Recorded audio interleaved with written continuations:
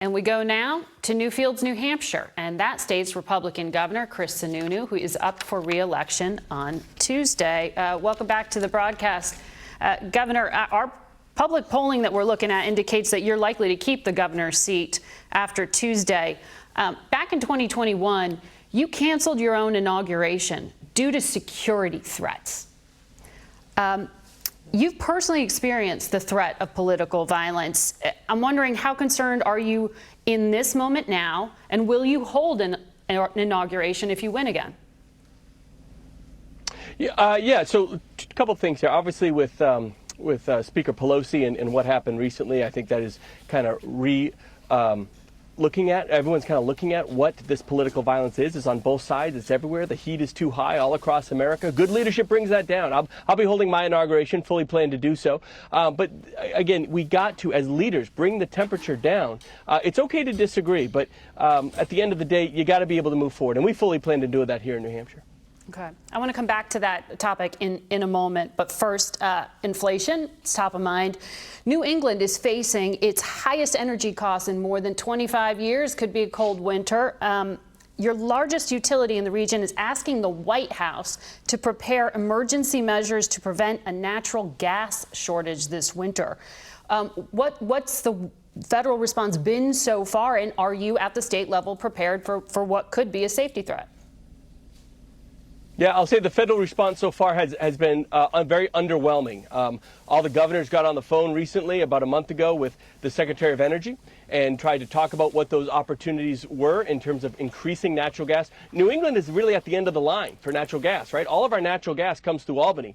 And in previous years, if there was a high demand or a big cold snap, folks come home, they turn their heat on, the Marcellus Shale would increase production. But no one's incentivized to do that. There's no opportunity to do that right now. And I think that's where a lot of the utilities, and rightly so, are telling this administration, you've put policies in place. It's having a very drastic effect on energy and fuel oil prices today, and likely is just going to get worse. So we need to see something across New England. There's nothing political about energy prices, right? But when you have all the ability in the world to produce your own fuels and refuse to do it, obviously folks in New England are quite frustrated. Well, there's record production right now, as you know. But this is a very real problem. Yes, and because of the Jones Act, because of the Jones Act, that is this antiquated 100-year-old union-driven policy that President Biden refuses to get rid of, we have very minimal opportunity to bring natural gas from even parts of our own country and land it right here in New England. So it's not just New Hampshire, it's Massachusetts, it's Maine, it's all of these states that are feeling record high prices because, again, we've shut down natural gas plants, we've disincentivized fossil fuels. Look, we all want to transition into renewables, and of course that's a very smart thing to do, but it must be a transition. This administration went all or nothing. So that's why you see it costs twice as much to fill your gas tank, your fuel oil, your energy prices. And in New England, when it gets cold, there's going to be some real pain for all of us. And again, we're just asking the administration to reverse some of these policies and incentivize more production and more natural gas through Albany, New York, to get us what we need. President Biden, in one of his closing arguments, is framing this election as protecting democracy against extreme Republicans. Listen. The extreme MAGA element of the Republican Party, which is a minority of that party, as I said earlier, but is this driving force, is trying to succeed where they failed in 2020, to suppress the right of voters and subvert the electoral system itself. Do you agree that parts of your party are emboldening violence and posing a threat to democracy? Look, what is shocking to me about all of this is you have the Democrat Party, which is now using the President of the United States, not as leader of our country, but leader of their party, as a political tool right before the election to drive and effectively tell half of America that they're too extreme for America. You think the MAGA element of the Republican Party is half of America? Because I wouldn't necessarily put you in that half. No, well, definitely not. But again, to say that extremism belongs in one party and it doesn't appear in the Democrat Party is nonsensical. You're Nobody saying buys the party is all one now, on both unified. sides. That extreme MAGA is part of the Republican Party's ideology? No, absolutely not. Absolutely not. No, but it seemed like that's what you're implying. It's an absolute minority. But what I'm saying is extreme.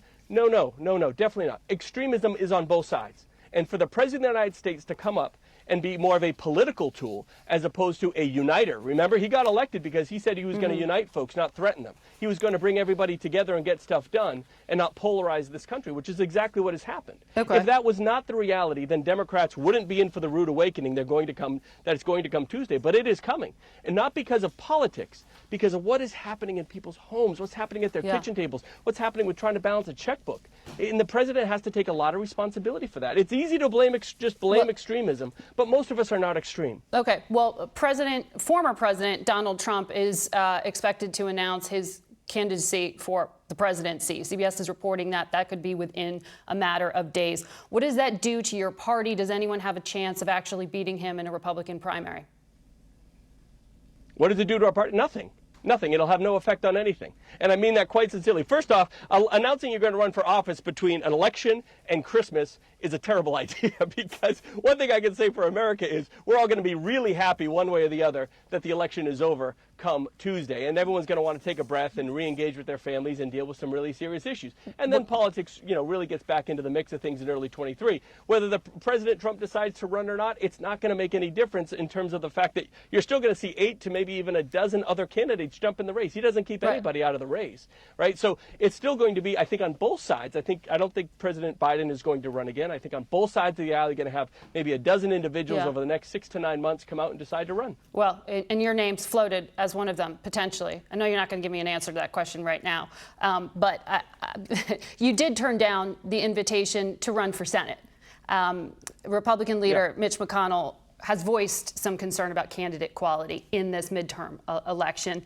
You told the Washington Examiner that the Republican majority would just obstruct President Biden until 2024. You didn't want to be a roadblock for 2 years.